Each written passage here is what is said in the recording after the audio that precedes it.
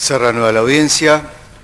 Señor fiscal, doctor Luciani, tiene la palabra para continuar respondiendo a las cuestiones preliminares. Gracias, señor presidente. Va a continuar el doctor Mola contestando los planteos. Seguidamente voy a hacer referencia a un planteo de excepción de cosa juzgada que formuló el doctor Palmeiro, sosteniendo que este juicio implica para su defendido Julio De Vido una violación a la garantía constitucional contra la persecución penal múltiple por un mismo suceso, una violación a la garantía del ne bis in idem, efectuando un planteo de litis pendencia. ¿En qué consistió el planteo realizado?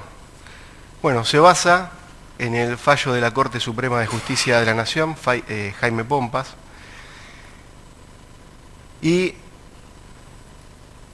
o mediante el cual sostiene que la doctrina de ese fallo afirma que a una administración solo le cabe la imputación de una administración fraudulenta, en función del artículo 173, inciso séptimo del Código Penal. Refiere que su defendido, el arquitecto Julio De Vido, en forma ininterrumpida desde marzo de 2003 a diciembre de 2015, ejerció el cargo de ministro de Planificación Federal y que a todo este periodo debe considerárselo como una sola administración. El arquitecto Julio De Vido, refirió a la defensa, fue condenado en otro proceso por un hecho de administración fraudulenta o fraude a la administración pública, en función de una administración fraudulenta, en una causa que tramitó ante el Tribunal Oral Federal número 4, que es la causa 2505, más conocida como 11-2. Es decir, si el arquitecto Julio De Vido ya fue condenado por una administración fraudulenta, y como solo puede imputarse a su administración ejercida a lo largo de los 12 años mencionados un solo hecho de administración fraudulenta, ergo, esta causa importa una violación a la garantía constitucional contra la persecución penal múltiple por un mismo hecho.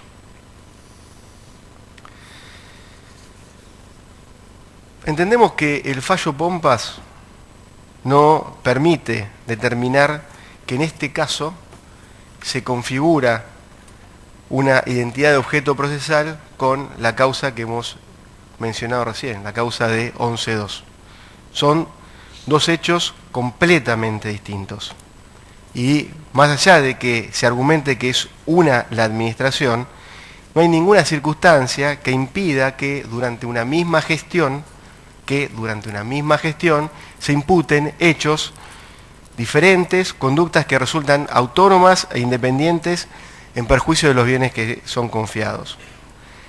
La doctrina del precedente mencionado tiene que ser leída en función de su claro objetivo, que es de evitar la multiplicación de imputaciones cuando estamos hablando de un mismo hecho, frente a un delito continuado, no de impedir la imputación penal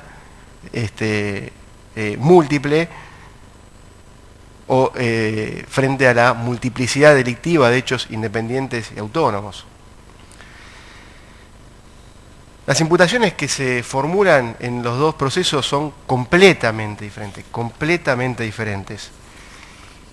Veamos un poco. En la causa ante el Tribunal Oral Federal 4 se imputó a Julio Miguel De Vido, que en su gestión en el Ministerio de Planificación Federal, Inversión y Servicios Públicos, no haber controlado las condiciones de funcionamiento en cuanto a la utilización de material rodante, de la infraestructura, del personal transferido y la aplicación de fondos públicos que el Estado Nacional puso a disposición de una empresa que tenía la concesión de los trenes, que es Trenes Buenos Aires Sociedad Anónima. Que en esas condiciones, en la empresa concesionaria se omitieron realizar las tareas de mantenimiento y sistemáticamente no se ejecutaron los planes que se encontraban obligados a cumplir. circunstancia que ocasionó un perjuicio económico al erario público, como consecuencia del grave deterioro de los bienes concesionados cuya conservación y custodia le fuere contractualmente confiada, como así también la falta de durabilidad de las inversiones efectuadas por el Estado Nacional para proceder a las reconstrucciones del material rodante solventada con fondos públicos y ejecutada por la empresa Emprendimiento Ferroviario Sociedad Anónima. Esto es un extracto de la sentencia condenatoria que ha sido, como bien señaló la defensa, recurrida en casación por el imputado debido, y es del resumen de la imputación fiscal en el requerimiento de elevación a juicio. En lo que aquí respecta, la imputación es como autor de fraude al erario, y se afirmó que para lograr sustraer los fondos del Estado a los miembros de asociación ilícita, a debido se le imputa ser organizador, se escogieron a la obra pública vial como uno de los medios propicios para obtener el dinero del Estado Nacional.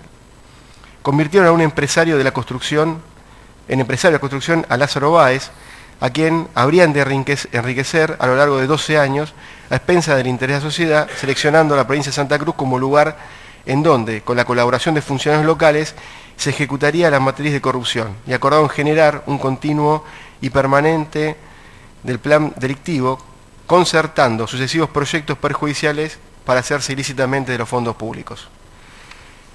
Concretamente, en torno a la maniobra defraudatoria, se le imputa haber participado de la defraudación a través de la obra pública vial, para lo cual intervino en la formación de la estructura mediante el nombramiento de los funcionarios a su cargo, colaboró en la distribución geográfica de la obra pública vial, haciendo posible la mayor concentración económica en Santa Cruz, participó en el direccionamiento de fondos hacia esa provincia, canalizó dinero público a través de aumentos y reasignaciones presupuestarias para que Lázaro Báez fuera el único contratista sin deudas al finalizar su gestión, y, a los fines de que el plan se mantuviera ininterrumpidamente a lo largo de 12 años, evitó llevar adelante los controles que debían efectuarse dentro de la cartera a su cargo.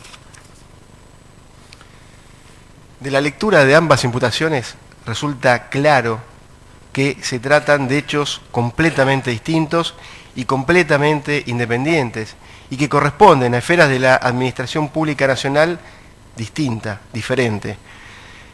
No puede realmente sostenerse que entre estos hechos exista una unidad de acción. No estamos en presencia de un delito continuado, ni la causa de 11.2 cubre los hechos que son objeto de imputación al imputado debido en este caso. La situación que se plantea en estas dos causas es completamente distinta a la que se plantea en el caso Pompas. En ese precedente, el caso que se trataba, se imputaba a Pompas haber incurrido en distintos actos que configuraron la administración fraudulenta durante una única y continuada gestión en la presidencia del Banco Social de Córdoba, y que el volumen y la complejidad de la investigación había hecho necesaria su división, teniendo en cuenta las distintas maniobras emprendidas con distintos consortes, para así posibilitar el juzgamiento de estos. En ese caso, la Corte, por remisión al dictamen del Procurador, consideró que, si bien esa praxis era aceptable como único método procesal posible, no validaba el múltiple juzgamiento del partícipe necesario de todas esas acciones, que ya había sido condenado. Y que una cosa son distintos periodos de una administración societaria homogénea, y otra cosa completamente distinta son diferentes esferas de la administración, totalmente separadas. Una cuestión tiene que ver con la administración de los subsidios que se le otorga a una empresa concesionaria de servicios ferroviarios o de transporte ferroviario, y otra completamente distinta, absolutamente distinta, relativa a las licitaciones de obra pública vial, en el caso en una provincia determinada.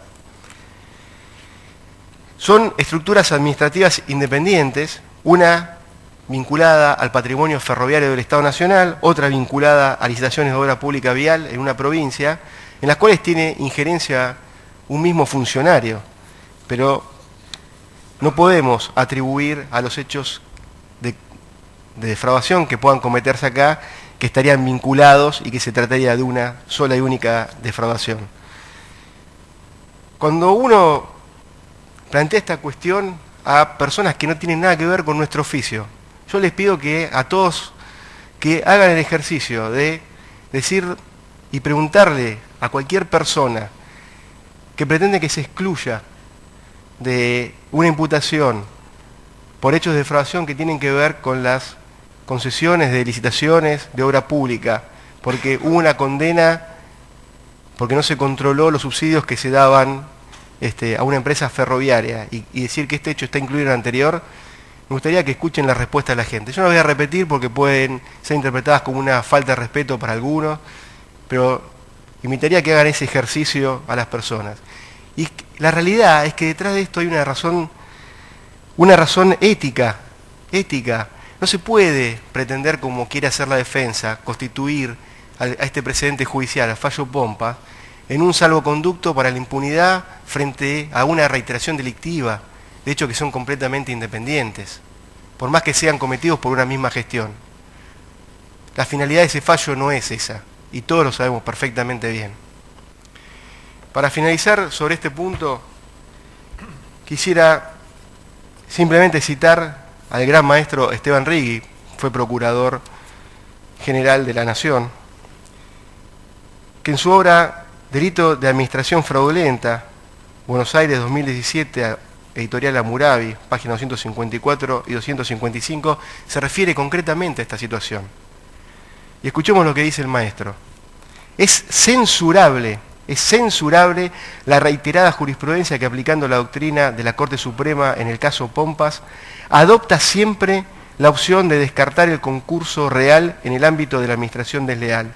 Contrariamente a lo que se predica, no es correcto sostener que ello surge de una interpretación en abstracto del tipo penal contenido en el artículo 173, inciso séptimo del Código Penal, sobre pretexto de que lo enjuiciado sería siempre una gestión integral, reúna o no los requisitos del delito continuado. En igual sentido también se manifiesta Norberto Spolansky en su artículo Administración fraudulenta y solamente una vez. Podemos ubicar la cita online AR/doc/7/2003. En definitiva, por los argumentos que fueron expuestos, solicitamos que se rechace este planteo. Y le voy a ceder la palabra al doctor Luciani. Muchas gracias. Voy a continuar con un planteo de excepción de cosa juzgada. Las defensas dicen que por este hecho ya ha sido juzgado su defendido. Digo, hoy esta no es la primera vez que se interpone esta excepción. Más allá de que es absolutamente extemporánea, pero digo, no es la primera oportunidad de la que se hace. Fíjense que la primera oportunidad justamente se realizó cuando los doctores Ruscón y Palmeiro eran abogados defensores de Lázaro Báez. Allí se introdujo la misma cuestión que ahora se está debatiendo. Es decir, que había sido juzgado por estos hechos en la causa 33002610 del año 2013, que tramita ante el Juzgado Federal de Río Gallegos, que había sido juzgado en la causa 8911, juzgado de instrucción número 3 en la misma ciudad, que había sido juzgado en la causa número 57751/15, juzgado de instrucción número 2. El juez en aquella oportunidad rechazó este planteo, esto fue recurrido ante la Cámara y la Cámara confirmó esa resolución. Pero después, una vez elevadas estas actuaciones, nuevamente se reeditó, pero esta vez la defensa de Cristina Fernández y de Carlos Santiago Kirchner. Es decir, reintroducen una misma cuestión que ya había sido resuelta con anterioridad. Yo ya me expedí sobre esta situación, pero dado que nuevamente se ha planteado esta excepción, es que me voy a referir a los argumentos por los cuales debe rechazarse también esta solicitud. La causa 33002610 del año 2013 del registro del Juzgado Federal de Río de Gallegos fue iniciada efectivamente por la denuncia de Mariana Zubik. Esta causa fue archivada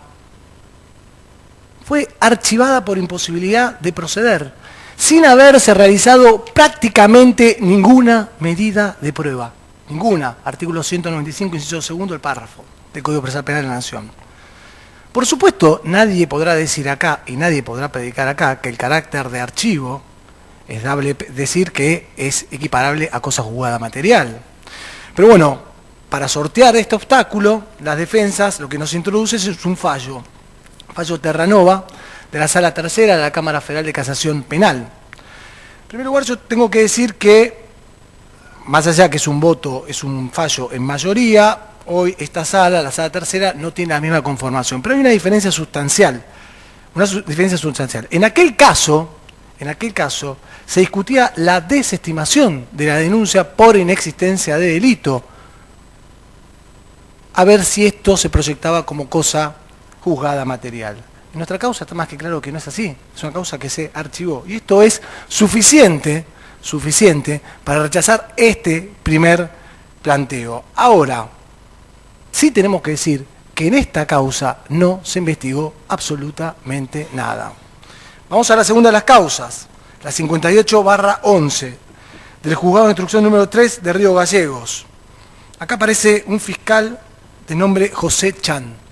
Me van a escuchar mencionarlo bastante durante mi exposición. El fiscal Chan, sin pedir ninguna medida de prueba, desestimó esta denuncia. Y esta medida que solicitó el fiscal Chan tuvo favorable acogida por la jueza Rosana Suárez. Es decir, ¿qué es lo que se investigó acá? En un primer momento, nada. Luego, en esa misma causa, es decir, en la 58/11, fueron remitidos otros testimonios por conexidad que remitió el Juzgado Federal de Río Gallegos sobre caracterización de la obra pública. Otra vez acá, el fiscal Chan, sin trámite alguno, sin pedir ninguna medida, solicitó la desestimación de la denuncia y acá hasta solicitó el sobreseimiento de Lázaro Báez. Fue el propio Chan, quien habló y nos dijo que había una ausencia de identidad procesal absoluta. Fíjense lo que dice el propio Chan en su dictamen. No existen elementos de prueba que autoricen a requerir la instrucción de sumario alguno, por delito alguno. No existe elemento de prueba. No existen elementos que deban ser investigados. Y sigue. La presentante solo intenta judicializar una denuncia periodística sin que mínimamente detalle alguna fuente que sustente sus dichos, desde que ni siquiera aportó datos e individualizó la conducta reprochable o la obra pública en la que se habrían verificado alguna sospecha de comisión del delito. ¿Qué es lo que hizo Chan? Nada. Pero la tarea del fiscal Chan no finaliza acá, porque la jueza escinde la investigación y se la vuelve a mandar al fiscal Chan. Y el fiscal Chan nuevamente vuelve a instar la desestimación. A ver, digo, hay una nota, esto yo lo quiero mencionar. Hay un escrito presentado por la diputada Margarita Stolbizer que relaciona justamente al Grupo Báez, por eso este Ministerio Público había solicitado pruebas sobre este tema, que relaciona al Grupo Báez con una empresa de seguridad en la cual Chan era accionista mayoritario. Hay un escrito que está presentado, esta foja 5.658, y básicamente él relaciona esto, ¿no? Que Chan era, además de haber sido policía en algún momento, después fue empresario de seguridad y de alguna manera traza un paralelismo entre Austral Construcciones y esta empresa de seguridad. ¿Y cuál es el paralelismo? Que los dos tenían el mismo domicilio. Libertad 141 es un estudio contable de César Andrés que está imputado en la causa de Otesur. Pero además hay otra coincidencia, porque aparentemente la empresa Austral Construcciones le habría cedido a esta empresa de seguridad en el año 2011 un certificado de obras por un valor aproximado de $1.000.000. Digo, estos vínculos, este Ministerio Público solicitó que sean profundizados, el tribunal no hizo lugar a lo que solicitó este Ministerio Público Fiscal, pero nos parecía que era una prueba relevante a tener en cuenta, máxime teniendo en cuenta cómo se había obrado en estas causas. Es decir, estas causas fueron cerradas sin realizarse un mínimo de investigación, sin siquiera circunscribir un objeto procesal. Pero aún, dejando de lado esta cuestión, todos sabemos que para que exista cosa juzgada tiene que haber identidad de sujeto, identidad de objeto, identidad de causa. Digo, en ningún momento aparece mencionado el arquitecto debido en estas causas. Nunca apareció ni siquiera mencionado. Y voy a citar a Mayer, que tantas veces acudieron las defensas. Mayer dice: la garantía no se extiende a otra persona que no ha sido perseguida penalmente, cualquiera sea la solución del caso. Por ello, la condena, la absolución o el sobreseimiento de un imputado no amparan a otro, aunque el fundamento sobre la base del cual se arribó a una solución determinada sea común. Por ejemplo, la falta de comprobación del hecho imputado o de ecuación típica del verificado. Derecho procesal penal, tomo 1, página 604. Finalmente, me voy a referir a la otra causa, que es la causa 57.572. Esta causa que tramitó ante el Juzgado de Instrucción 2 de Río de Gallegos se refiere a obras públicas no viales desarrolladas en Santa Cruz. Es decir, solamente esto descarta toda posibilidad de que exista alguna similitud de objetos procesales, señores jueces. También, por supuesto, estas causas fueron remitidas al fiscal Chan, y el fiscal Chan inmediatamente dictó el sobreseimiento, pero en aquella oportunidad la jueza López Lestón, en vez de sobreseer, decidió desestimar la causa, pero está bien claro que no tiene ninguna relación con nuestro expediente. Y es más, ella misma sostuvo en su resolución, la jueza López Lestón sostuvo, no surgía con claridad cuáles eran los hechos atribuidos. Está más que claro que nunca se investigó absolutamente nada. Pero además, este planteo ya fue rechazado.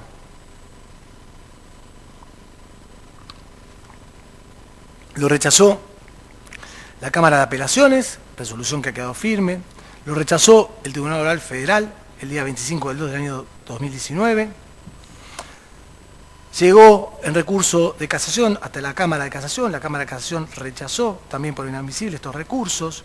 Digo, en definitiva, y volvemos a lo anterior, ante la Corte hay un recurso, no sé si llegó queja no, en queja no, pero bueno, habría un recurso, y si esto es así, los recursos que hay en la Corte por queja no suspenden el trámite de juicio, por lo cual debe ser rechazada esta solicitud.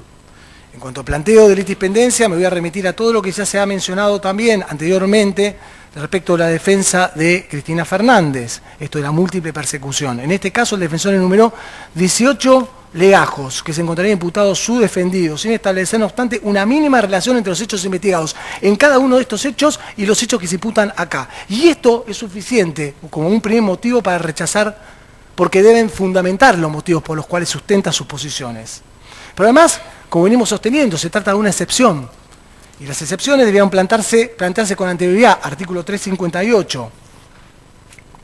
Por lo cual también se cuenta procluida esta posibilidad. Y finalmente, como he dicho en anteriores casos, en definitiva, la subsunción penal jurídica adecuada al hecho, si esto es una asociación ilícita o no lo es, será motivo justamente de análisis en esta causa. Son cuestiones de hecho y prueba que, abierto el debate, serán dirimidos, señores jueces, por lo cual voy a solicitar también que se rechace, me remito a todo lo que ya fuera expuesto.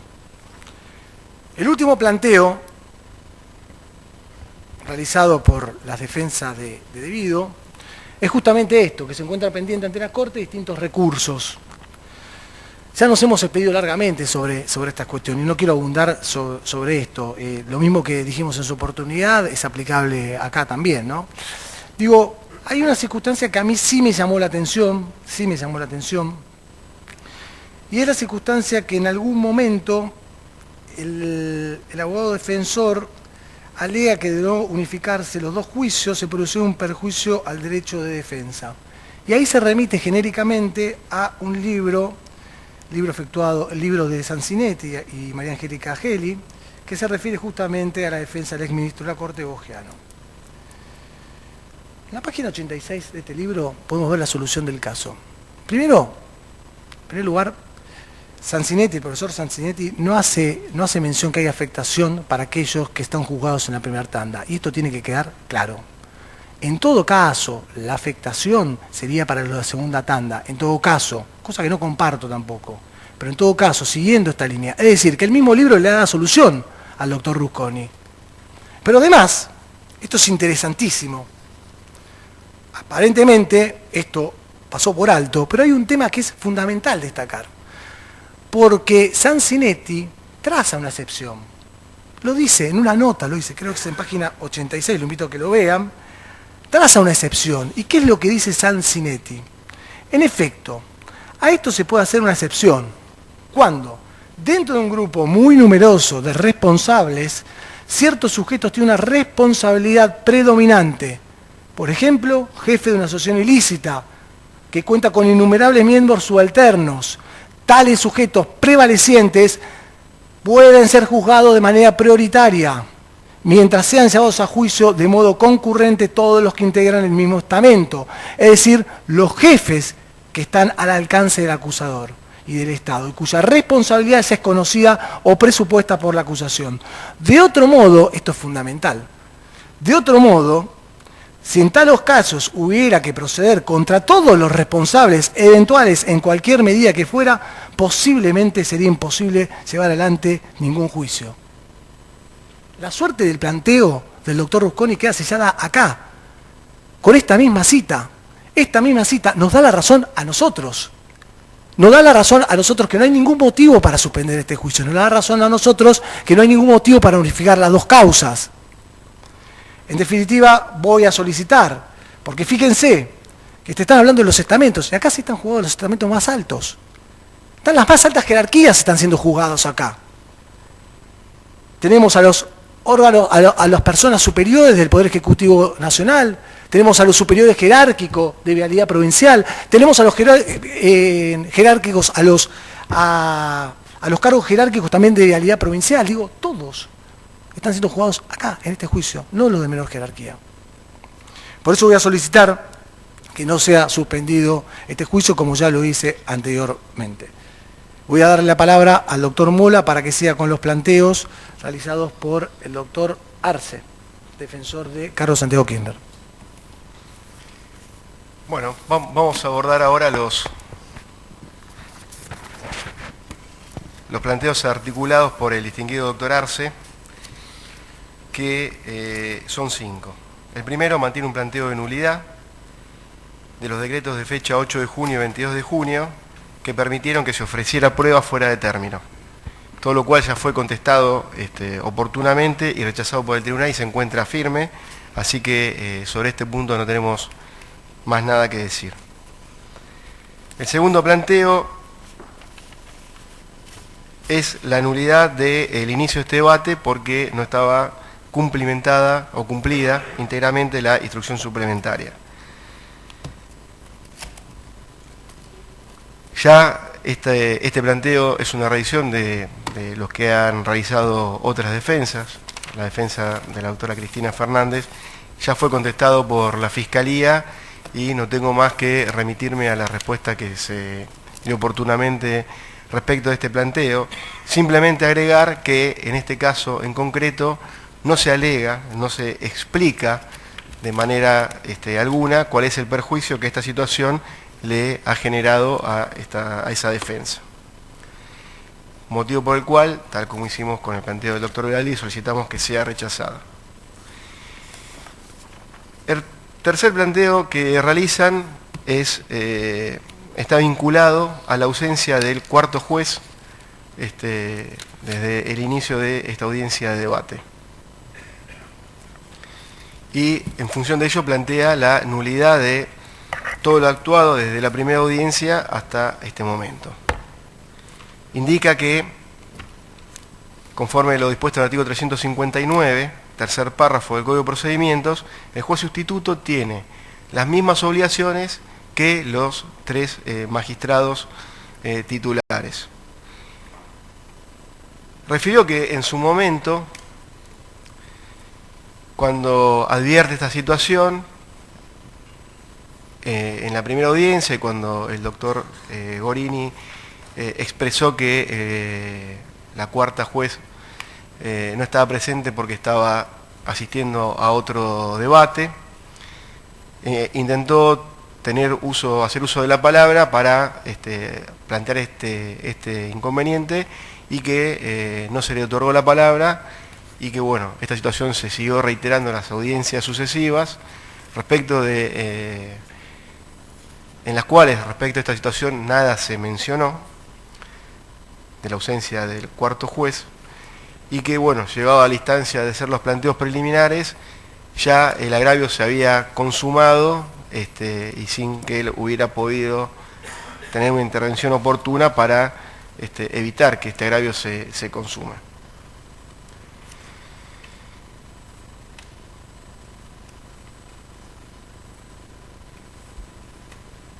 Refiere que las normas que rigen esta materia son normas orgánicas imperativas, normas de orden público, que la posibilidad de informarse a través de una videoconferencia no está prevista en el código, porque de haber sido yo así, al momento de sancionarse el código y existiendo los medios técnicos para que esto pudiera realizarse de esta manera, así se hubiera hecho. Sin embargo, el código no establece esa posibilidad.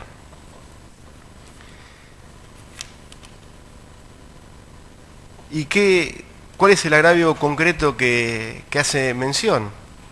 Hace referencia a cuáles son las facultades del cuarto juez. ¿Y cuáles son estas facultades? Bueno, el cuarto juez tiene la facultad de interrogar a los testigos, de interrogar a los peritos, e inclusive al imputado al momento de prestar declaración.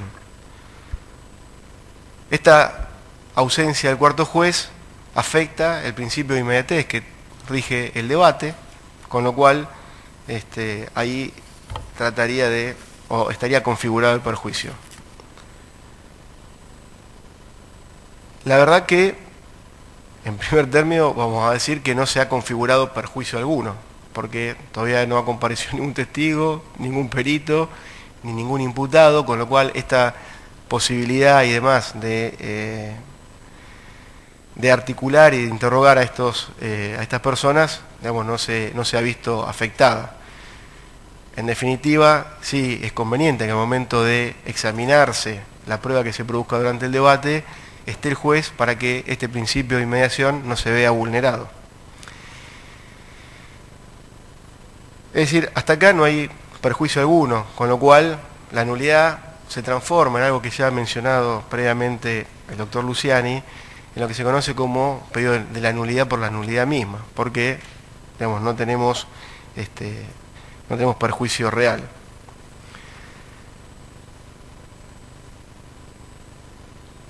Quisiera hacer una breve referencia a la situación que planteó en su exposición el distinguido doctor Arce, en cuanto a que quiso hacer uso de la palabra para advertir este problema, y la palabra no le fue otorgada. Pero bien recuerdo que en esa audiencia el doctor Gorini, para que no se impidiera la lectura del requerimiento de elevación a juicio, de la acusación, o no se interrumpiera, claramente le expresó a todas las partes, si tuvieran que hacer alguna articulación, que le hicieran por secretaría. Sin embargo, transcurrieron 4 audiencias más, además de esa, sin que se haya hecho presentación alguna.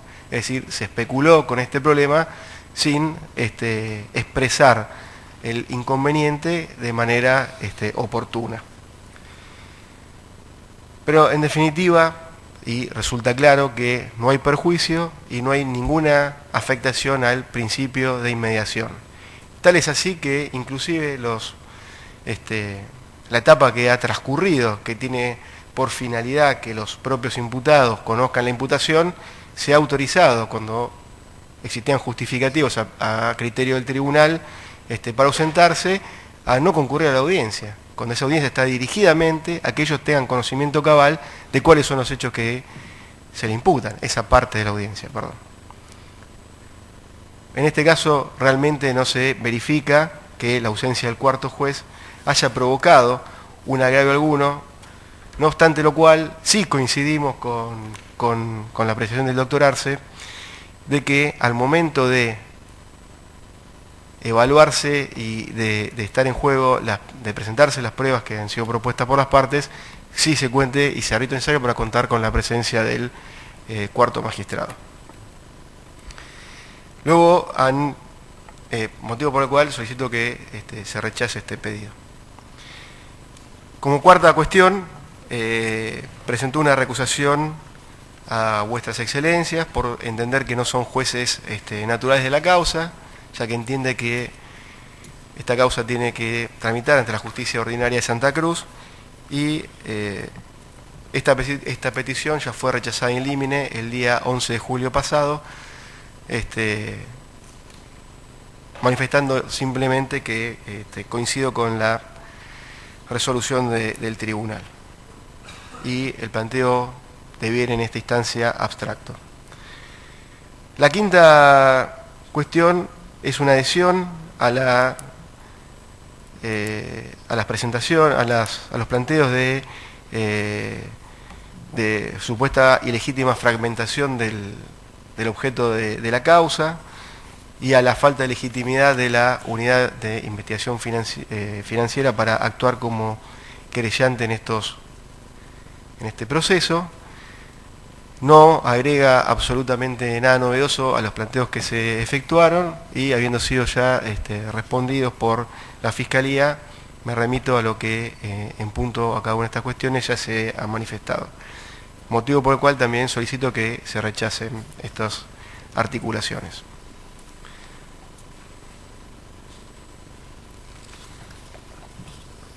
Seguidamente voy a referirme a los planteos preliminares realizados por la defensa del señor Lázaro Báez, por el doctor Velázquez.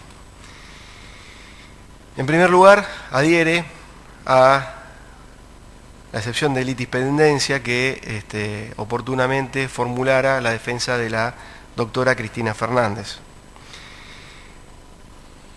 sin agregar ni nuevos argumentos ni ninguna situación que permita modificar el criterio que ya ha sido esbozado por la Fiscalía en esta audiencia. Simplemente para evitar reiteraciones innecesarias, solo quiero decir y repetir dos cuestiones. El Tribunal Oral Federal número 5 ya supuso un planteo similar efectuado por la defensa de la imputada Cristina Fernández, en el marco de la causa 3732/16, que es la causa conocida como Los Sauces. La misma cuestión también fue dirimida en otra causa, 9608 del 18, más conocida, o como el propio abogado dijo, cuadernos o fotocopias, o como quieran llamarla, en la que también esta cuestión ya fue resuelta. Con lo que cabe mencionar, por último, que esta articulación resulta extemporánea. Hemos expuesto largamente sobre los alcances de lo dispuesto en el artículo 358 y la oportunidad para presentar este tipo de excepciones. En definitiva, siendo una cuestión que involucra planteamientos respecto de los hechos, respecto de la prueba y de la calificación legal, que son justamente los que tienen que ser ponderadas en este juicio, solicito que esta excepción sea rechazada.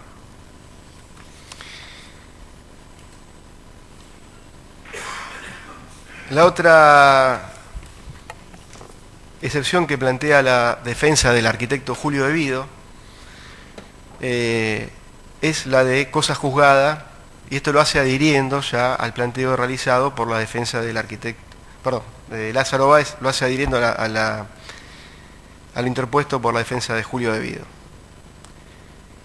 Respecto a esto también haremos de remitirnos a lo que ya oportunamente el Ministerio Fiscal expuso, no solo en esta audiencia, sino también en un dictamen de fecha 8 de febrero pasado,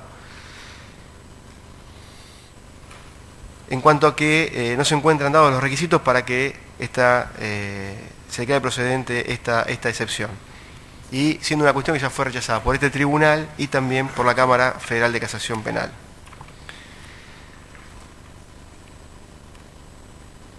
Estas cuestiones que no se mencionan acá es que también este mismo planteo fue introducido exactamente en la etapa de instrucción, y también la excepción fue rechazada por el magistrado instructor, confirmada por la Cámara de Apelaciones, y esa resolución se encuentra firme porque fue consentida por la parte.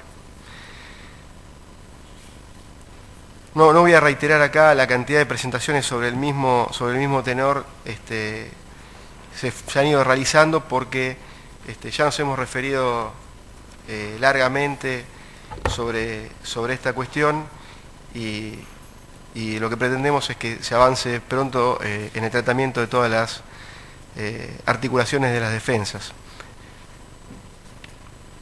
Solo resta decir que esto ya fue resuelto y atendido por 10 magistrados distintos. El mismo planteo por 10 magistrados distintos que lo han rechazado, y además se encuentra firme.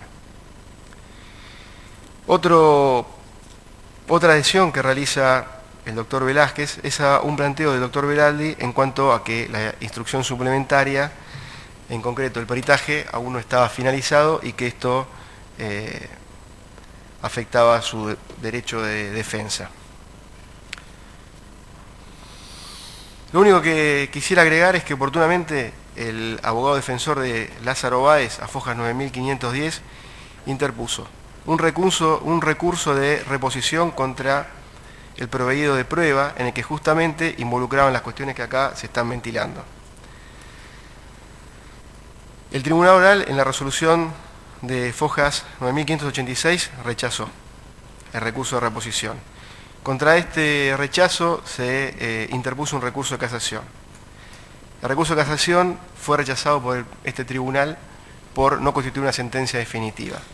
La queja presentada ante la Sala Cuarta por este mismo tema, por esa misma defensa, también fue rechazada con los votos de los doctores Jacobuzzi, Borinsky y Hornos, y el recurso extraordinario también fue rechazado por esa sala. Solamente queda pendiente el recurso de queja interpuesto por esa parte, que como ya hemos visto, carece de efecto suspensivo.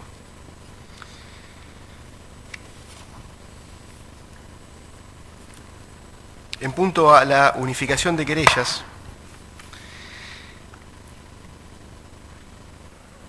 que es el cuarto planteo que realiza esta defensa, habla de la unificación de querellas y de la falta de legitimidad de la unidad de investigación financiera para actuar como querellante. Respecto de la falta de legitimidad de la UIF, nuevamente cabe remitirnos, toda vez que no se agrega ningún elemento nuevo para considerar, a lo que oportunamente ya se ha manifestado. En punto a la unificación de querellas, cabe agregar que esta cuestión ya fue planteada con anterioridad, pero por otra defensa. Esto fue planteado por los doctores Arce y Guzmán el 11 de junio de 2018. Ya el Ministerio Público, el 15 de junio de ese año, se opuso. Primero por la extemporaneidad del planteo, lo que también resulta aplicable acá, y en lo principal porque es evidente que no existe una comunidad de intereses entre los dos organismos cuya querella se pretende unificar. Y eso tiene que ver y se observa materialmente cuando se ve la disímil actividad procesal que mantuvieron cada uno de los organismos de las querellas en el expediente. El tribunal, el 10 de agosto del 2018, rechazó esa solicitud efectuada por los doctores Arce y Guzmán y explicó claramente las diferencias entre ambos organismos y fue contundente al afirmar que se tratan de dos organismos de Estado con funciones claramente delimitadas, cuyos ámbitos de competencia sencillamente confluyen circunstancialmente en la pesquisa. O sea, esta resolución se encuentra firme y motivo por el cual debe ser rechazado la petición de esa defensa. Por último, plantean la nulidad de de esta causa, de la causa 3215 y la 3017, y que se incorporen copias de la causa que tramita ante la Justicia Federal de Dolores, que lleva el número 88/19, que es una adhesión al planteo realizado por la defensa del arquitecto Julio Devido, y respecto al cual la Fiscalía ya se ha explayado de manera extensa, motivo por el cual me voy a remitir a esos fundamentos y voy a pedir que se rechace también esta articulación de nulidad. Bien, a continuación voy a seguir yo contestando los planteos realizados por la defensa de Periotti, doctores Parolo y Sánchez. Básicamente, los doctores Parolo y Sánchez han hecho varias adhesiones, por lo cual nos vamos a remitir a todos los puestos, sin perjuicio de lo cual vamos a hacer algunas aclaraciones que entendemos que son adecuadas. Como ya dije, los defensores de Periotti nuevamente reintroducen la misma excepción de cosa juzgada, de la cual ya hice referencia anteriormente largamente. La diferencia estriba que acá tampoco se hacen cargo los señores defensores, nadie se hace cargo de decir que su imputado no estuvo imputado, su defendido no estuvo imputado en esas actuaciones. Pero además realizó algunas consideraciones que nosotros consideramos incorrectas, porque habló de distintas vías recursivas y que fue confirmado por los órganos superiores, y francamente en estas causas no existió ninguna confirmación de órganos superiores. Si hubo una confirmación fue la resolución del 27 de junio por la Sala Cuarta de la Cámara Federal de Casación Penal, que rechazó el recurso extraordinario. Esa es la única confirmación que hay, por lo cual me voy a remitir a lo que ya fuera expuesto oportunamente y voy a solicitar también el rechazo de este planteo. En cuanto a la prueba suplementaria, dicen que hay una afectación del derecho de defensa porque todavía no se ha presentado el peritaje. Digo, ya de esto hemos hablado largamente también. Digo, para que todos tengan calma, en definitiva este peritaje va a estar el 16 de agosto del corriente año, o antes. Si no hay ninguna maniobra tendiente a dilatar que esas conclusiones estén incorporadas en el expediente. Tampoco me queda claro cuál es el agravio que tiene la defensa, porque en definitiva la defensa va a poder, una vez incorporado este peritaje, va a poder ejercitar su sagrado derecho de defensa en juicio. Creo que nos espera un largo juicio, un largo tiempo de juicio, por lo menos estamos pensando en 1 año o 1 año y medio de juicio, por lo menos. Y por otra parte, a mí me gustaría destacar que el peritaje, que tanto de alguna manera se agravian, no es una prueba más. Para este Ministerio Público el peritaje es una prueba más, no es una prueba fundamental. Digo, sí es una prueba importante, pero no es fundamental. Porque el peritaje, lo que vamos a hacer es analizarlo globalmente con el resto de la prueba. Tenemos bien en claro que estamos hablando de 51 licitaciones públicas. Y tenemos muchísima documentación que analizar ahí. Hay muchísima documentación que analizar en esas licitaciones. Y además toda la prueba que tenemos por producir. Digo, es una prueba más, en definitiva. Y digo, en definitiva, de esto hizo referencia en su momento en el voto el doctor Ballesteros al confirmar el auto de procesamiento. Justamente de lo que pasaba en esas licitaciones. Y la necesidad o no de contar con un peritaje o no. Fíjense, las demoras en la realización de cada obra no resultó un factor neutral.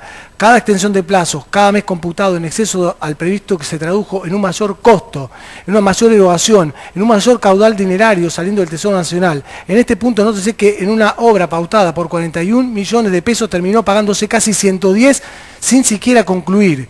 Y cómo la extensión de 42 meses significó, para otro caso, incrementar el presupuesto de 95 a 120 millones más, que vieron desembolsarse para afrontar los 50 meses de demora. Digo, y así sigue el doctor Ballesteros, no quiero abundar, todos sabemos lo que dijo en esa resolución. Pero voy a terminar con esto. La contundencia de tales cifras no requiere conocimiento de un experto. Los números se expresan por sí solos y hasta el menos avisado de los lectores puede comprender cómo los retrasos en la ejecución de las obras se tradujeron en un claro daño a los fondos públicos durante los 12 años alcanzados en la investigación. Digo, esto es lo que tenemos que analizar nosotros acá en este juicio. El peritaje será una prueba más a tener en cuenta, pero no es la prueba más importante a tener en cuenta. Estamos hablando de 51 licitaciones. En cuanto a las deficiencias en la imputación del requerimiento de relación a juicio, me voy a remitir a todo lo que ya fuera expuesto. Debo decir que esta nulidad también ya fue articulada con anterioridad. En su momento el magistrado instructor, el autoprocesamiento contestó la imputación en sí. Esto se volvió a introducir al momento de solicitarse el sobreseimiento. En definitiva, vemos que, como sostenemos, el requerimiento de relación a juicio cumple con las pautas establecidas en el artículo 347 y además esto no se trata de una cuestión preliminar que debe plantearse acá.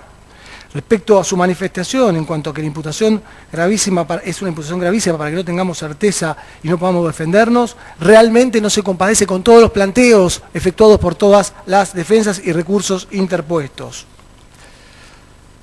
En cuanto a la nulidad por cuarto juez, se pidió el doctor Mola, hace una adhesión a esto, simplemente nada más llamar la atención que, a modo de ejemplo, dijo cualquiera de los jueces puede tener una fatalidad. Digo, realmente es un ejemplo que no es necesario realizarlo. Voy a pedir en lo sucesivo tener algún tipo de prudencia con esto, hablar de fatalidad de magistrados, la verdad, voy a pedir que se moderen estos términos. Repito, tenemos un juicio largo. En cuanto a la acumulación de la segunda tanda, también se adhirió a los planteos de Fernández y de Vido. Nada más quiero sostener algo, porque acá hay algo que de alguna manera me confundió, parte de los argumentos del abogado defensor. porque dice, bueno, si se unificaran los dos juicios y los imputados en la causa 3041 quisieran descargar la responsabilidad en su defendido, este no podría defenderse. Bueno, se va a defender acá, en este juicio. La defensa la va a ejercer acá.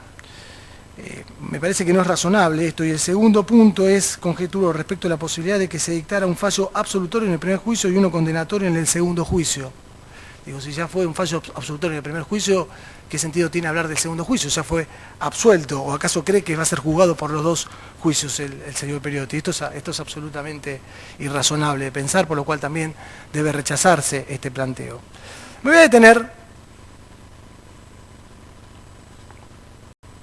en un planteo que hace, que resulta absolutamente extemporáneo, que es justamente la recusación del ingeniero Bona.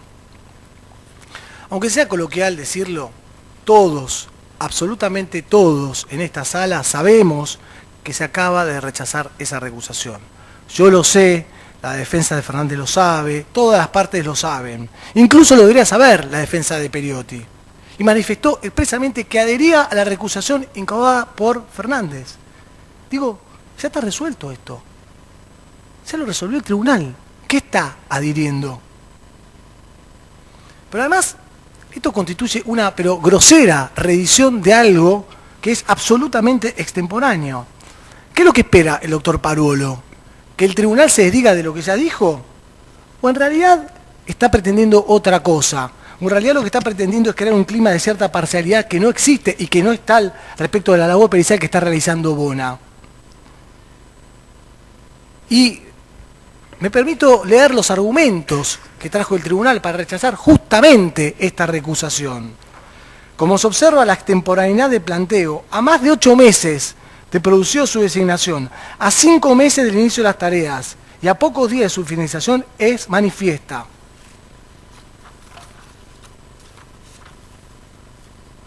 Existe un último aspecto que en este tren no puede ser obviado. Nos referimos a la instancia de evolución del estudio pericial encomendado.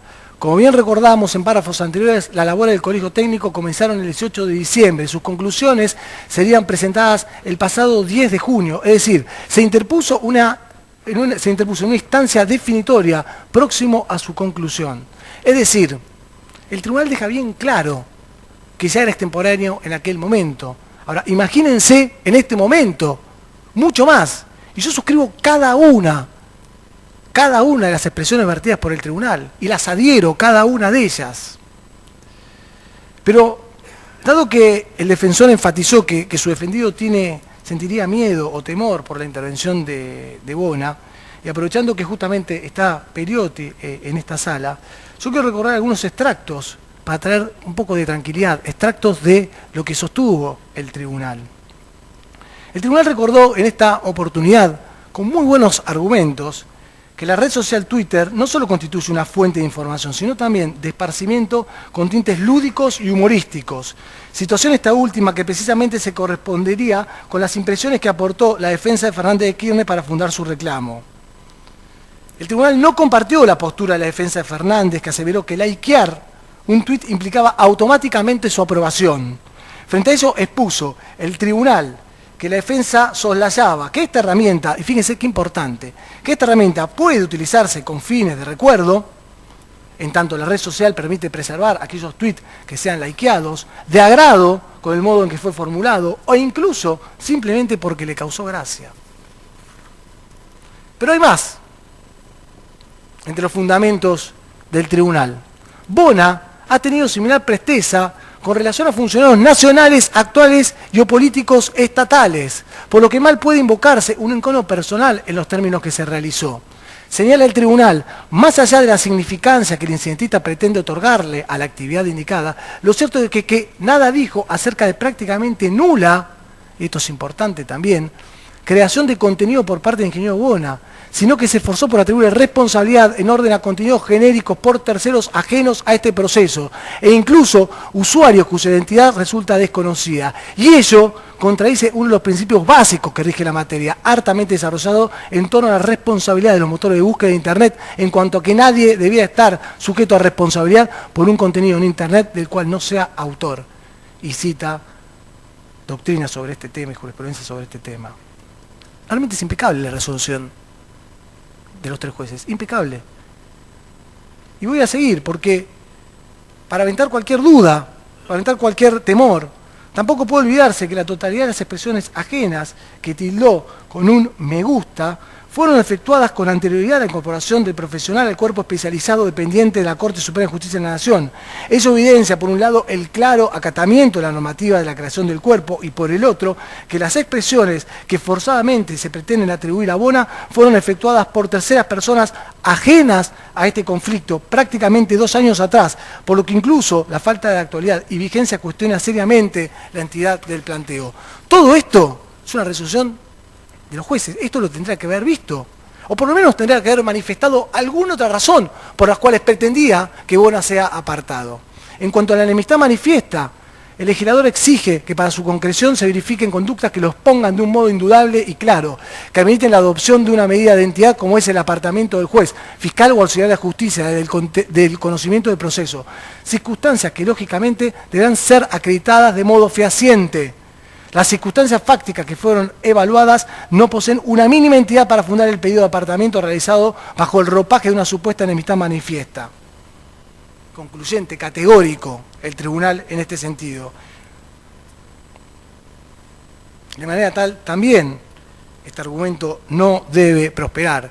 Y también quiero saber que rechazó por mayoría recientemente el recurso de casación del doctor Veraldi. En cuanto a la múltiple persecución a la que hace referencia de Periotti, en la causa denominada, vamos a decir el número para no querer suspicacias, 13.816, claramente son casos absolutamente diferentes y se tratan de cuestiones absolutamente diferentes. Fíjense cuál es la imputación: el haber conformado una organización delictiva cuya finalidad fue la de organizar un sistema de recaudación de fondos para recibir dinero ilegal con el fin de enriquecerse ilícitamente y utilizar parte de esos fondos con la comisión de otros delitos. Todo eso valiéndose de posterior función del Poder Ejecutivo Nacional de parte de sus integrantes. Lo único que tenemos acá, en las 2 causas, es que en ambas causas fue procesado Periotti.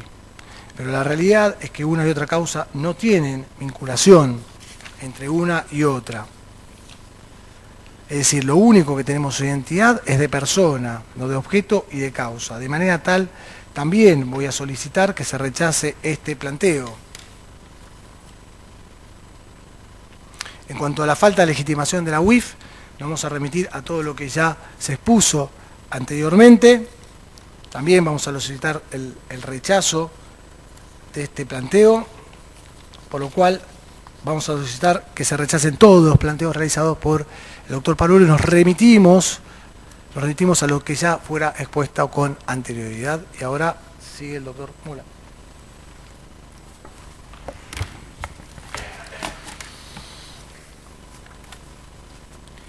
Seguidamente me voy a referir a una articulación que hace la defensa del imputado Darwich, que no es estrictamente una cuestión preliminar. El abogado defensor expresamente manifiesta que, a requerimiento de su cliente, solicita que se testen del requerimiento de elevación a juicio algunas expresiones que considera agraviantes. Expuso que el término exportar, que se utiliza en la elevación a juicio, se refiere, conforme a la definición del diccionario de la Real Academia Española, a la venta y a la remisión de bienes o productos de la tierra a una potencia extranjera. O sea, se refiere a cosas y no se refiere a personas. Y en esa alocución hace referencia a que inclusive en nuestra Constitución Nacional se prevé expresamente el delito de venta de personas y su traslado en el artículo 15 de la Constitución Nacional. También eso menciona el artículo 145 bis de trata de personas. Entonces sostiene que esa expresión resulta ser una expresión con una finalidad peyorativa, que tiene tendiente a disminuir de valor o tratar de despectivamente a su a su defendido.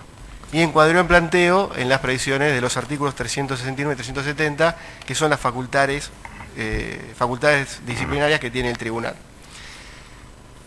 Antes de tratar de manera específica lo que expresa el abogado, vamos a poner en contexto una situación.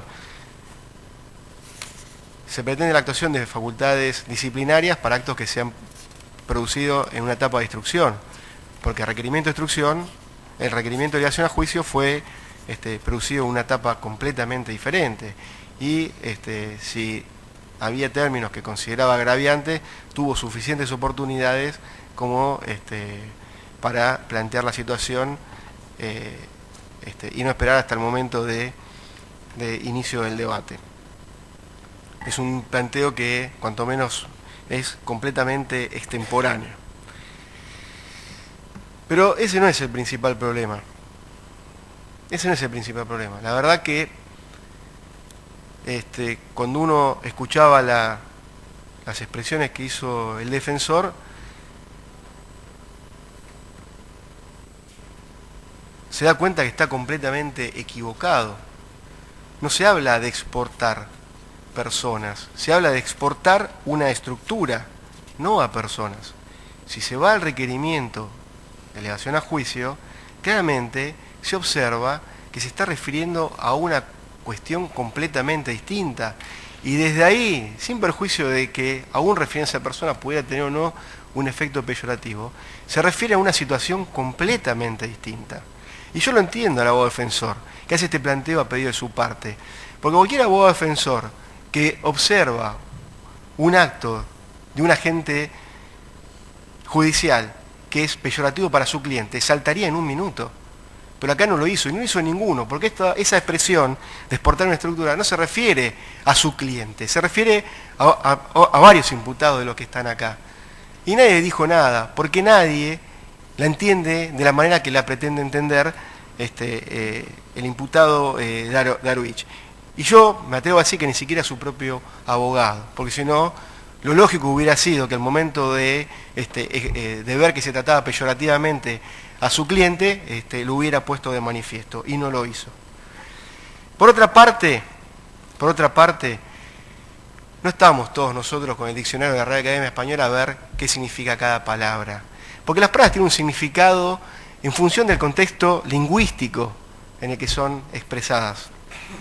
Y el contexto lingüístico en el que fueron expresadas estas expresiones de las que pretende que se teste el abogado defensor no tiene absolutamente nada que ver ni con la trata de personas, ni con cuestiones peyorativas, ni con ninguna otra cuestión por el estilo.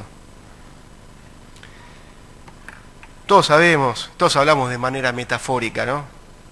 Cuando nosotros hablamos de, por ejemplo, elevar una causa a juicio, realmente, si vamos al diccionario, no elevamos nada. O sea, estamos permitiendo un tránsito de una causa de una etapa a otra. Pero se puede tomar el sentido literal que tiene una palabra desprovista del contexto en las que son mencionadas. Y la verdad que cuando uno lee requerimiento de elevación a juicio, se lo puede criticar desde cualquier punto de vista, desde el técnico, jurídico, no estarán bien expresados los hechos, lo que sea, pero de ningún punto de vista se puede sostener seriamente que se le falta respeto a alguno de los imputados. Por supuesto que se formulan acusaciones graves, y los delitos que están acá siendo objeto de juicio son delitos graves, pero eso no se hace ni de manera peyorativa ni faltándole respeto a nadie.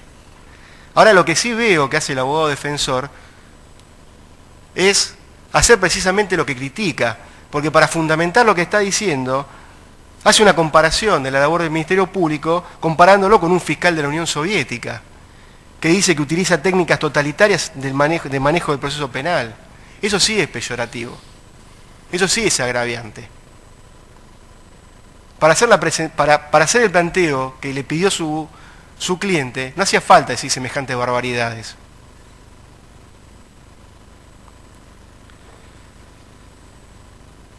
En definitiva, señores jueces, entiendo que este planteo tiene que ser totalmente desechado porque carece de fundamentación.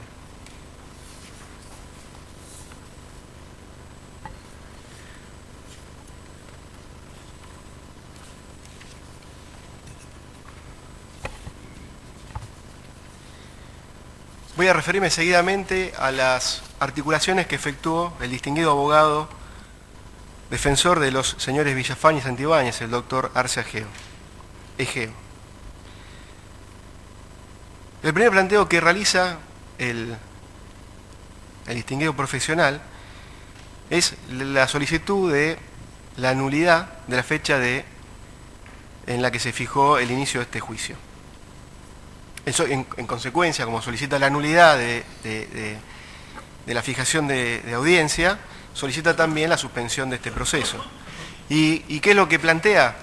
¿Qué es lo que dice? Que el inicio de este proceso quebrantó su derecho de defensa en juicio. No de él, sino de sus dos defendidos. ¿Cuál es el fundamento de este planteo? Bueno, reedita y remite a otros que ya han formulado otras defensas, que la instrucción suplementaria aún no está concluida. Pero agrega algunas cuestiones que son diferentes a los planteos que efectuaron otros abogados defensores. Manifiesta que es necesario, para poder contradecir la prueba, que el peritaje esté terminado, para poder contradecirla y para poder controlarla. Entonces, su derecho de defensa se ve afectado porque esto no lo puede hacer. Por otro lado, manifiesta que la falta de conclusión de este peritaje le impide interrogar a los testigos, le impide interrogar a los peritos, le impide articular una estrategia indagatoria buena. Y no solamente eso, señala acertadamente que las pruebas se interrelacionan entre sí. Y al no estar concluido el peritaje, es imposible la interrelación de las pruebas. Esta interrelación no se puede realizar porque el peritaje no está terminado.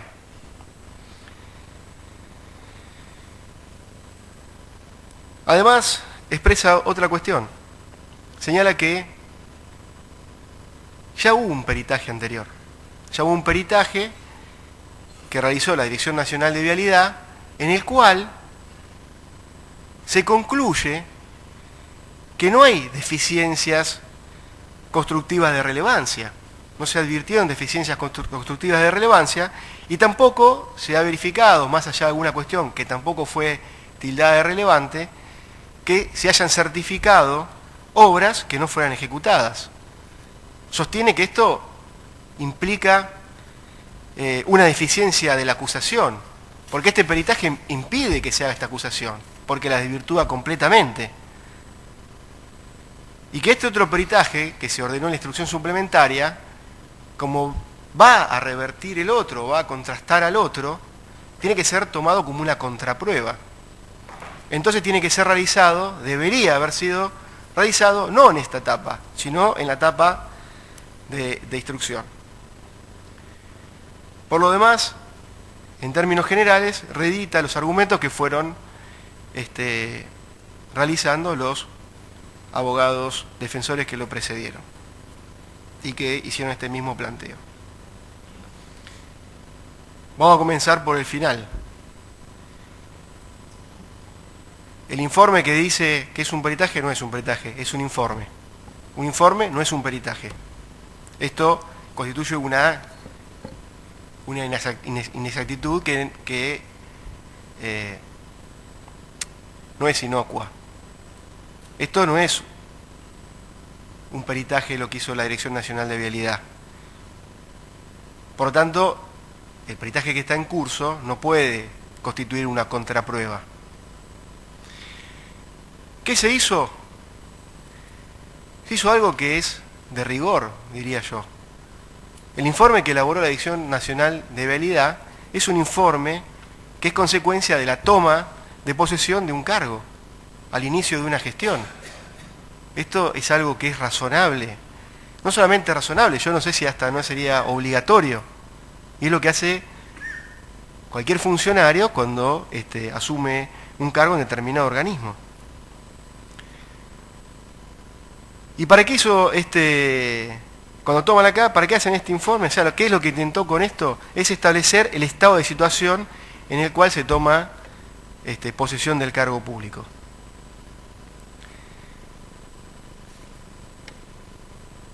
y así designó a una comisión de la auditoría, de la unidad de auditoría interna, para que se constituyera en el distrito 23 de la Vialidad Nacional, para hacer ese relevamiento de las áreas que correspondían a ese distrito. Y a consecuencia de eso es que se elaboró este informe, en el cual se exponen las conclusiones del relevamiento que se hizo. Pero esto que el abogado denomina como pericia, que es un informe, el mismo abogado, en representación de estos dos defendidos, a fojas 4.650 vueltas y a 4.653 vueltas, se refirió al informe de la Dirección Nacional de Vialidad, calificándolo como informe técnico y no como peritación, como pretende hacerlo ahora, para fundamentar el pedido que está realizando. Entonces, digamos, reitero, es desacertado considerarlo por estos motivos como una contraprueba. Quisiera citar al doctor Ballesteros cuando, en un breve párrafo, cuando se confirma el autoprocesamiento. Sostiene lo siguiente, dice: se intentará una vez más desplazar el eje de análisis, centrando el foco de atención en aquellas conclusiones del informe de la Dirección Nacional de Vialidad. No obstante, no es allí donde reside el reproche dirigido en esta causa, por cuanto resulta evidente que no era el propósito lucrar con extremos tan evidentes que pecaran de burdos. Además, uno escuchó la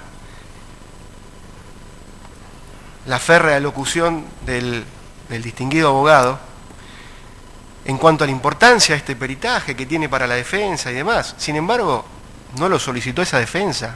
Este peritaje no lo solicitó la defensa de Santibáñez ni de Villafañe. O sea, si era tan importante este peritaje y tan dirimente, ni siquiera fue solicitado por esta defensa. Es más, no solicitó ninguna prueba.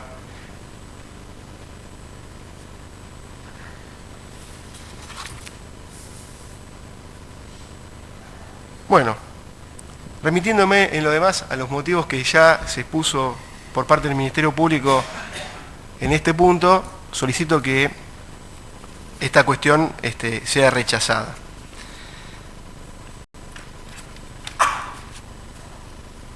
Hay una cuestión que también hemos hecho referencia, y recientemente el doctor Luciani, en cuanto a que el peritaje no está finalizado como una cuestión de agravio, porque no pueden interrogar testigos y demás. Reiteramos, este tribunal fijó como fecha límite para presentar los resultados de ese peritaje el día 16 de agosto venidero. Con lo cual, al momento de comparecencia de los testigos, de los imputados, de los peritos, o de que se produzca otra prueba, que se intente interrelacionar, lo van a poder hacer. Que se queden tranquilos, porque el peritaje va a estar finalizado para esa fecha, conforme lo dispuso este mismo tribunal, que fijó una fecha límite, que es el 16 de agosto, por ahí está presentado con anterioridad. El cuarto planteo que realiza el doctor Arce Egeo se refiere a la indeterminación del hecho, y cabe decir acá y hacer acá las mismas consideraciones que se han realizado cuando contestamos el planteo similar respecto de otro imputado efectuado por el doctor Rusconi. Este es un planteo que es totalmente extemporáneo. Si está indeterminado el hecho en el requerimiento de elevación a juicio, se tuvo la oportunidad de contestar o de efectuar este planteo en oportunidad de la vista del 349, en oportunidad en los términos del 354, o como cuestión previa a la fijación de la audiencia, con una excepción conforme lo dispone el artículo 358. Y en el fondo, este planteo enmarca querer discutir en una instancia que es inapropiada cuestiones que corresponden discutirlas juicio propiamente dicho, que son cuestiones que tienen que ver con el hecho, que tienen que ver con la prueba y con la asignación de resultados jurídicos a los hechos que eventualmente se vean acreditados. Entonces, solicito que también este planteo sea rechazado.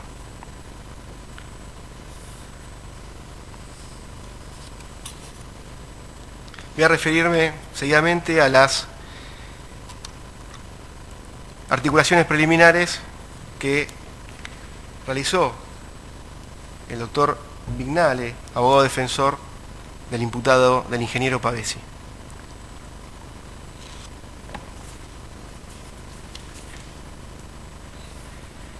Esto también es algo que ya la Fiscalía viene refiriendo a lo largo de la exposición.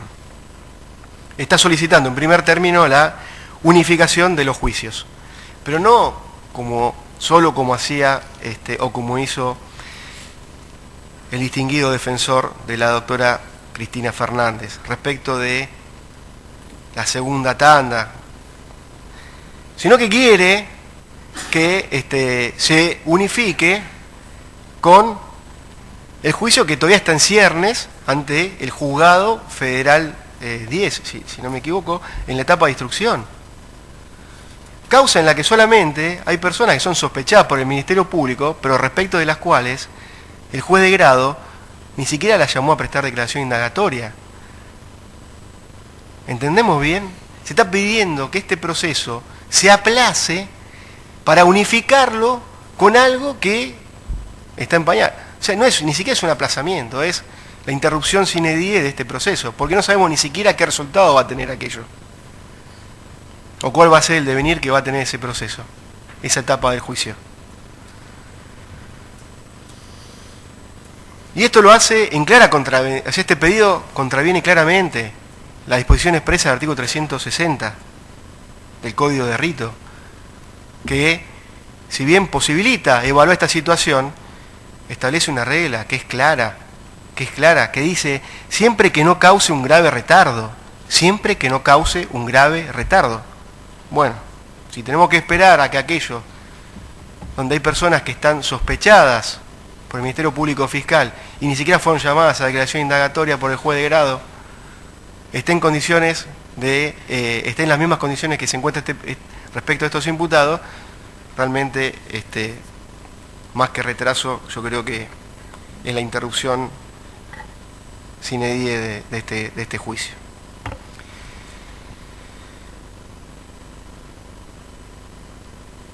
También el planteo que hace el doctor Vignale encierra otra cuestión, que es efectúa un alegato por adelantado. Lo esconde bajo unifiquemos las querellas, pero hace todo un alegato por adelantado. Se refiere a la supuesta legalidad de las conductas que se imputan a su defendido. En reiterados pasajes hace una reconstrucción de los hechos, se refiere a que su defendido llevó adelante conductas regulares ilícitas, habla de la prueba, la carencia de elementos probatorios que sustentarían la hipótesis de la acusación. Bueno, eso es justamente lo que vamos a discutir acá, en adelante, ¿no? No hay que discutirlo en este momento, hay que discutirlo de acá en adelante.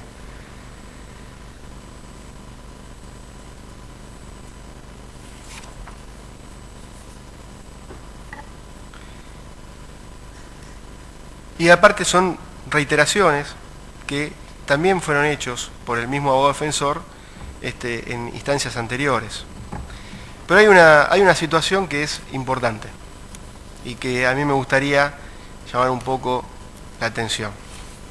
Y tiene que ver con determinadas expresiones que realizó el señor defensor. Así dijo: considero, ¿no?, que hubo una, y digo textual, deliberada estrategia de fragmentación, que mediante el pedido de que sean convocados a declaración indagatoria funcionarios y particulares, se ve en la otra instancia, el Ministerio Público Fiscal obtura la chance de convocarlos a prestar declaración testimonial en este tramo. Que la imputación constituye una estrategia deliberada que fragmenta la causa en 3 tramos y que se priva a su defendido de las versiones o de oír a los como testigos a esas personas. Que el fraccionamiento fue arbitrario, porque la fragmentación se produce solo con el fin de limitar a la defensa del imputado. Ahora, ¿realmente cree el abogado defensor que los jueces, los jueces de la Cámara, que los fiscales de grado, que todo el mundo fragmentó, dividió este proceso para perjudicar el derecho de defensa de su defendido Pavesi? ¿Realmente lo cree? Yo creo que esto escapa a toda lógica. Porque, en definitiva, esta fiscalía también se ve privada de escuchar esos testimonios. La verdad que no tiene ningún sentido. Como estrategia no es favorable ni a la estrategia del Ministerio Público Fiscal o a las querellas o de nadie, ni a las defensas. La verdad que no tiene ningún tipo de sentido. Y si lo que pretende el abogado defensor es señalar que funcionarios públicos exprofeso manipularon la causa para perjudicarlo o para perjudicar su defensa, es una situación bastante más grave. Y me parece que tendría que haber recurrido para plantear este tipo de situaciones por otros medios, no como una articulación preliminar a un del debate. Me parece que ese tipo de cuestiones se tienen que plantear en otros lados.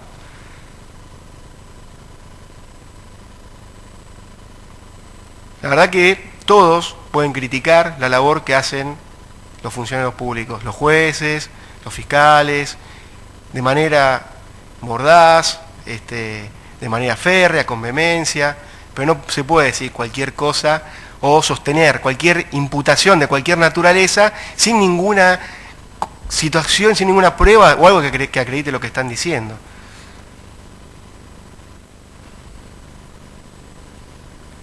La verdad que lo que creo que se pretende es crear un clima de irregularidad o de legitimidad respecto a la labor que están llevando acá los magistrados del Ministerio Público Fiscal, los magistrados del Poder Judicial de la Nación.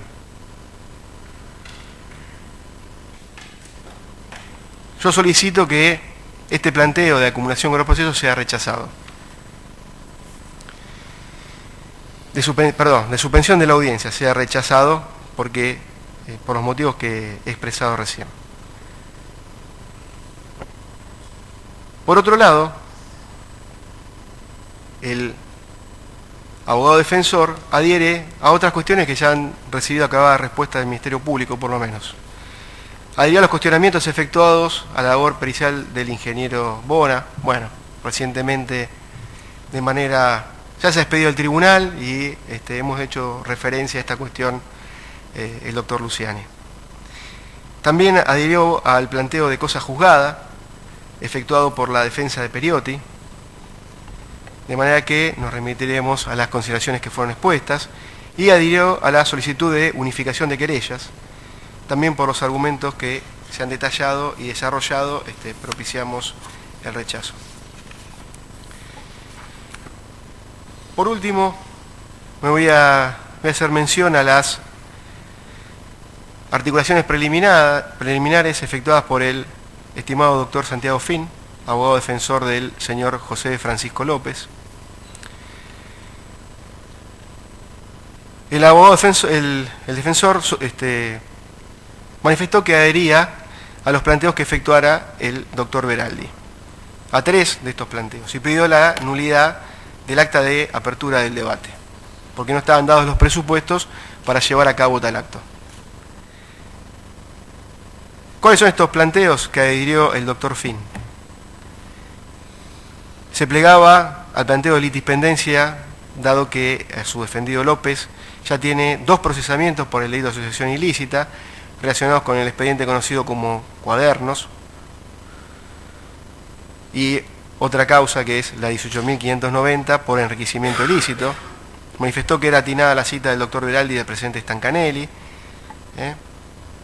y fundó sus pedidos en las disposiciones de la Convención Interamericana de Derechos Humanos, sus artículos 8.4. También se agravió por la presunta fragmentación del objeto procesal del debate, habló de las causas violidad 1, 2 y 3, y manifiesta que habría que juzgar todo junto. Porque lo contrario cercenaría la posibilidad de interrogar a las personas que podrían echar a luz sobre estos hechos, y hace referencia a lo dispuesto en el artículo 8.2 de la convención mencionada. Y finalmente adhirió un planteo de nulidad del inicio de juicio por haber una instrucción suplementaria incompleta, el ya reiteradamente referido peritaje en curso de ejecución, y que esta prueba era esencial porque no les permitía, al no estar concluido, realizar o delinear una estrategia de defensa. Para ello invocó el artículo 8.2b de la referida convención. Bueno, estos planteos son, en síntesis, similares a los que han efectuado otros profesionales en el marco de esta audiencia y que ya fueron y recibieron una respuesta adecuada por parte del Ministerio Público Fiscal, motivo por el cual me remito a lo que se expuso y voy a solicitar que se rechacen estos planteos. Y le voy a dar la palabra al doctor Luciani.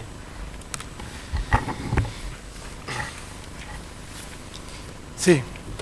Para finalizar, me gustaría compartir algunas reflexiones. No creo que estemos más de 10 minutos, estamos por terminar. Ha quedado claro a partir de la exposición realizada por este Ministerio Público Fiscal que los 51 planteos realizados por las defensas deben ser rechazados. Y deben ser rechazados porque se tratan de reediciones de planteos o cuestiones que ya fueron rechazadas con anterioridad, porque no son cuestiones preliminares, porque son extemporáneos o porque son claramente improcedentes.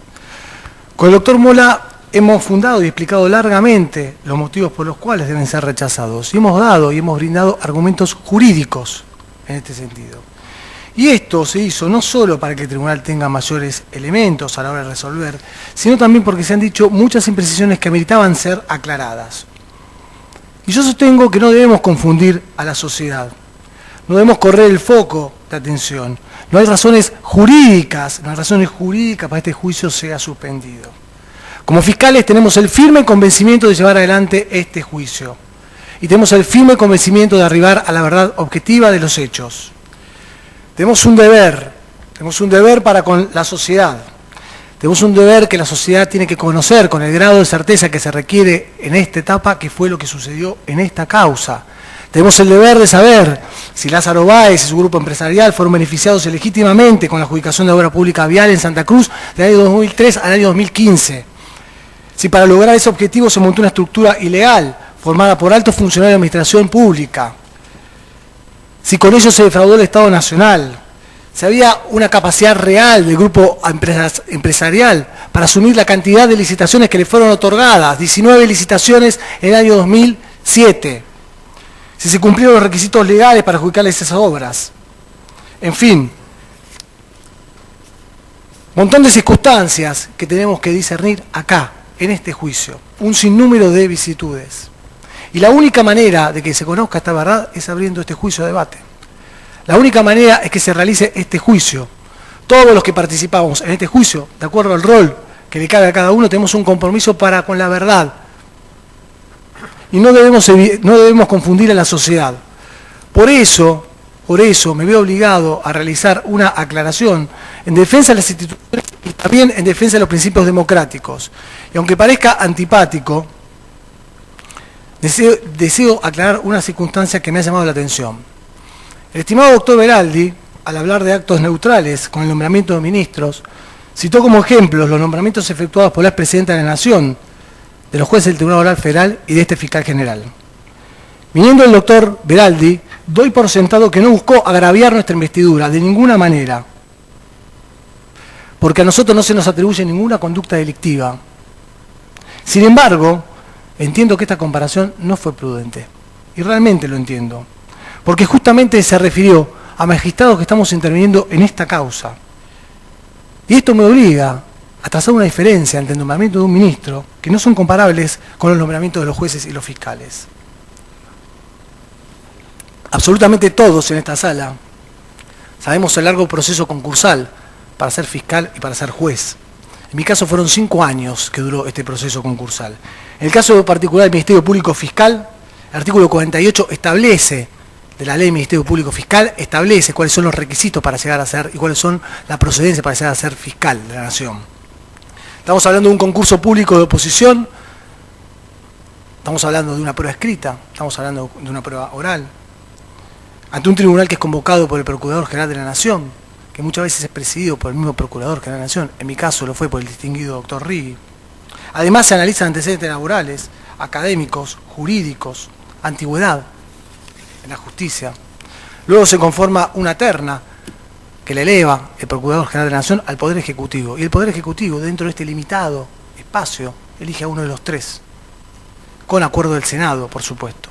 ¿Y qué queremos significar con esto? Que el nombramiento de los magistrados del Ministerio Público Fiscal, el nombramiento es la culminación de un proceso estricto de selección, donde se analiza la competencia profesional del candidato, para evitar justamente ¿qué?